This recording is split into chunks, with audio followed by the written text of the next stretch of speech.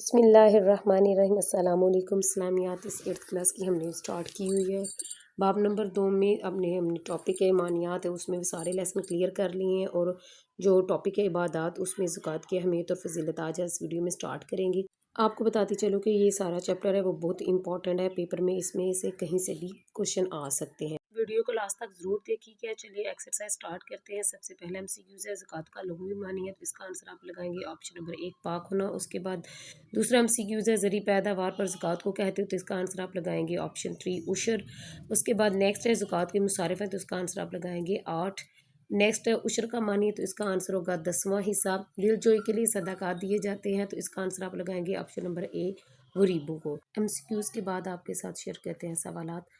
پہلا سوال ہے زکوٰۃ کے بارے میں ایک آیت کا ترجمہ لکھیں۔ اس کا آنسر آپ نے یہاں سے نوٹ ڈاؤن کرنا ہے۔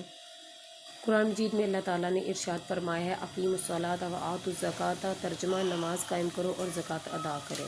اس کے بعد سوال نمبر 2 ہے کن اشیاء پر زکوٰۃ لازم ہے، تو اس کا آنسر آپ لکھیں گے سونا، چاندی، نقدی مال تجارت اور مویشیوں پر متعین شرائط اور شرح کے ساتھ زکوٰۃ لازم ہوتی ہے۔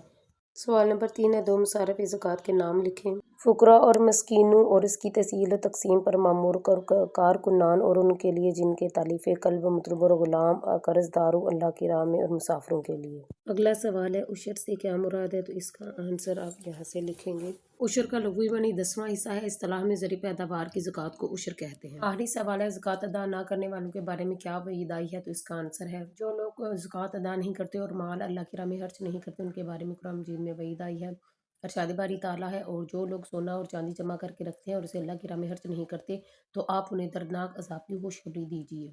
اس کے بعد پہلا لانگ کوشچن ہے قرآن و سنت کی روشنی میں زکوٰۃ و عشر پر ایک تفصیلی مضمون لکھیں۔ آنسر اس کا یہاں سے نوٹ کریں گے۔ زکوٰۃ اسلام کا اہم رکن ہے۔ قرآن مجید میں نماز کے ساتھ ساتھ متعدد جگہ پر زکوٰۃ ادا کرنے کا حکم بھی دیا گیا ہے۔ زکوٰۃ کا لغوی معنی ہے پاک ہونا۔ اسلام میں انسان کے خاص مال میں مقرر شرح کے ساتھ معین حصہ اور معین صرف میں خرچ کرنا زکوٰۃ کہلاتا ہے۔ عشر کا لغوی معنی 10واں حصہ، اصطلاح میں زرعی پیداوار کی زکوٰۃ کو عشر کہتے ہیں۔ زکوٰۃ اور عشر اہم ترین عبادات ہیں۔ قرآن مجید میں اللہ تعالیٰ کا ارشاد ہے اقیموا الصلاۃ وآتوا الزکوٰۃ، نماز قائم کرو اور زکوٰۃ ادا کرو۔ زکوٰۃ ناداروں کی کفالت اور دولت کی تقسیم کا عمل ہے۔ یہ ایک ایسی عبادات ہے جو دل اور روح کا میل کچیل صاف کرتی ہے، انسان کو اللہ تعالیٰ کا مخلص بندہ بناتی ہے۔ زکوٰۃ اللہ تعالیٰ کی عطا کی ہوئی بے حساب نعمتوں کے اعتراف اور اس کا شکر بجا لانے کا بہترین ذریعہ ہے۔ جس مال کی زکوٰۃ ادا کی جائے اللہ تعالیٰ اسے کئی گنا بڑھانے کا وعدہ فرمایا ہے۔ زکوٰۃ کی ادائیگی ایک مسلمان کے لیے آخرت کی نعمتوں کے حصول اور عذاب جہنم سے نجات کا ذریعہ ہے، جس سے بڑھ کر کوئی نعمت نہیں ہو سکتی۔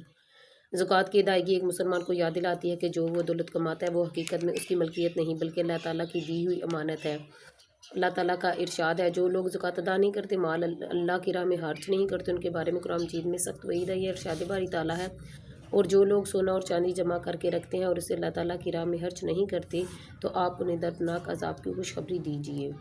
زکوٰۃ نصاب ہے مال کی کم از کم مقدار جس پر زکوٰۃ واجب ہوتی ہے اسے نصاب کہتے ہیں۔ سونا، چاندی، نقدی مال تجارت اور مویشی پر متعین شرائط اور شرح کے ساتھ زکوٰۃ لازم ہوتی ہے۔ بنیادی ضروریات مثلا رہائش، مکان، لباس، کھانے پینے کی اشیاء، گھریلو استعمال کے برتن، سواری کے جانور اور زیر استعمال گاڑیوں وغیرہ پر زکوٰۃ واجب نہیں ہے۔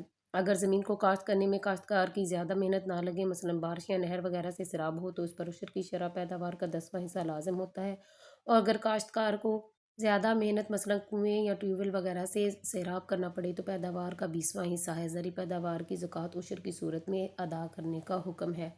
ارشاد باری تعالیٰ ہے ترجمہ اس کے پھل میں سے کھاؤ جب وہ پھل لائے اور اس کی کٹائی کے دن اس کا حق ادا کرو۔ آگے مصارف زکوٰۃ ہے۔ مصارف زکوٰۃ سے مراد وہ افراد اور لوگ ہیں جن کو زکوٰۃ دی جا سکتی ہے۔ قرآن مجید میں زکوٰۃ کے 8 مصارف بیان کیے گئے ہیں۔ ارشاد باری تعالیٰ ہے بے شک زکوٰۃ صرف فقراء اور مسکینوں اور اس کی تحصیل و تقسیم پر مامور کارکنان اور ان کے لیے جن کی تالیف قلب مطلوب ہو اور غلاموں کی آزادی میں اور قرض داروں اور اللہ کی راہ میں اور مسافروں کے لیے ہے۔ یہاں تک لانگ کوشچن کا آنسر کمپلیٹ ہو جائے گا۔ تو ڈیئر اسٹوڈنٹس، آج کا جو ہمارا ٹاپک ہے زکوٰۃ اور اس کی اہمیت یہاں پہ کمپلیٹ ہو گیا ہے۔ اللہ حافظ۔